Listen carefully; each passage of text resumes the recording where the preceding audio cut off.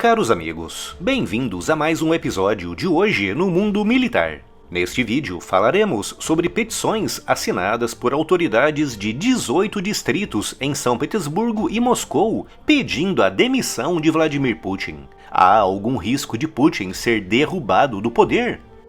O Getter é a rede social que mais cresce no mundo, com o Brasil ocupando o segundo lugar em número de usuários. Se você procura por uma nova rede social ou quer ampliar a sua rede de contatos, o Getter é o lugar certo para você. O canal Hoje no Mundo Militar também está por lá. Clique no link aqui na descrição, se inscreva no Getter e me siga também por lá.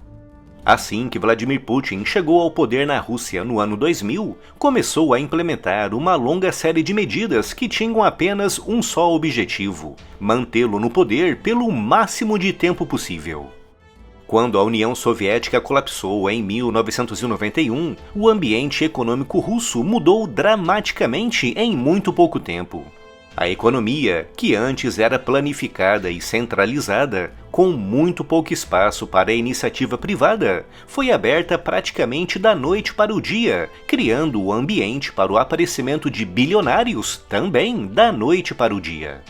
Esses bilionários, conhecidos como oligarcas, proliferaram durante o governo de Boris Yeltsin nos anos 90. E quando Putin chegou ao poder em 2000, grande parte da economia russa estava nas mãos de um seleto grupo de oligarcas, que controlavam praticamente todos os aspectos da vida econômica e comercial da Rússia.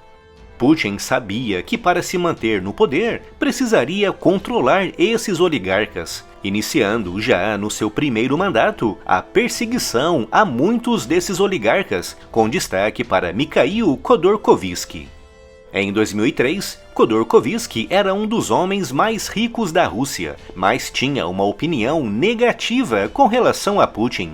Uma opinião que levou à sua prisão naquele mesmo ano, com Khodorkovsky sendo libertado apenas 10 anos depois, completamente arruinado.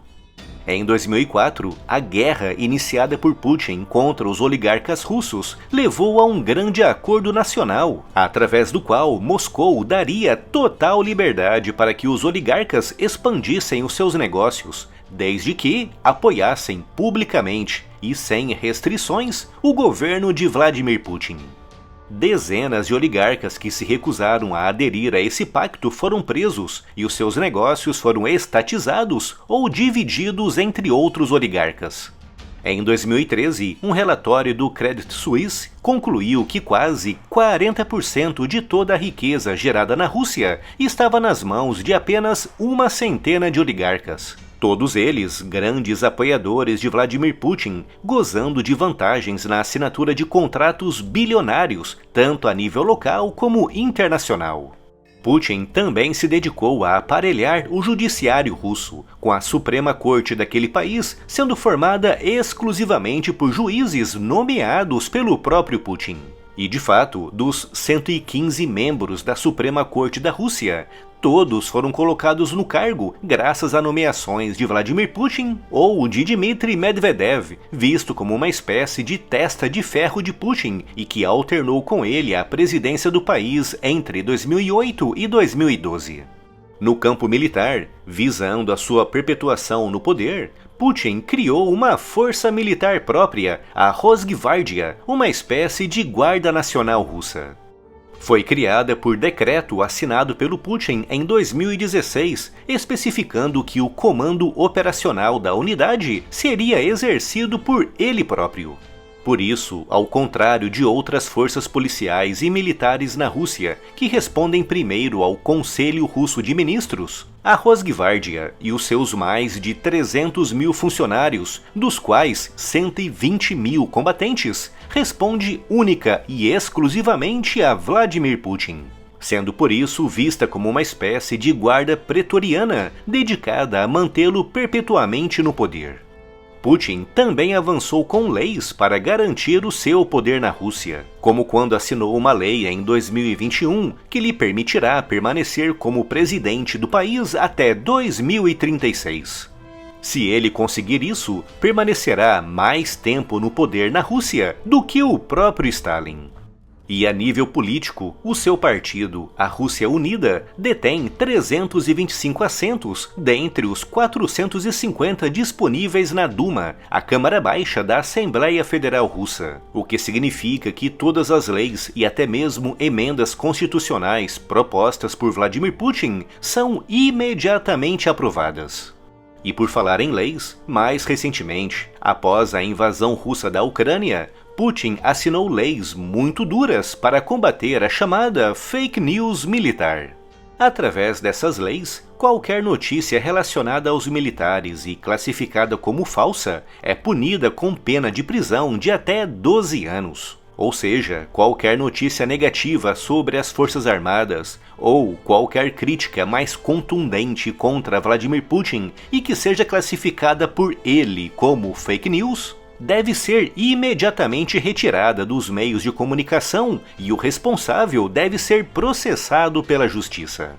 Todas essas várias medidas que descrevi aqui mostram que Vladimir Putin está mais do que cimentado no poder e que muito dificilmente conseguiria ser derrubado desse poder. Mas foi exatamente isso o que vereadores e autoridades políticas de 18 distritos de São Petersburgo e Moscou pediram. A primeira petição pedindo a sua demissão, a ser formalmente enviado para a Duma, foi feito no dia 8 de setembro por vereadores de São Petersburgo, a cidade natal de Vladimir Putin, seguido apenas 2 dias depois por um pedido semelhante feito por todos os distritos da capital russa, Moscou. Mas, como ficou bem demonstrado aqui, esses pedidos serão obviamente barrados na Duma, que é controlada por Putin, com seus autores correndo o risco de serem enquadrados na lei russa das fake news. E de fato, os vereadores de São Petersburgo que assinaram a primeira petição já foram convocados para dar explicações à polícia, com o mesmo previsto de acontecer com as autoridades municipais de Moscou. Da forma como Vladimir Putin aparelhou a economia, o judiciário, o legislativo e as forças militares na Rússia, ele só sairá do poder quando morrer ou quando quiser. O site do Hoje no Mundo Militar é a sua dose diária de informação militar e geopolítica. Clique no link aqui na descrição e se mantenha sempre muito bem informado. Inscreva-se também no meu outro canal, o Hoje na Segunda Guerra Mundial. Vídeos novos todas as semanas cobrindo as batalhas, as armas e as personalidades envolvidas no maior conflito da história. Clique no link aqui na descrição e se inscreva para acompanhar todos os lançamentos.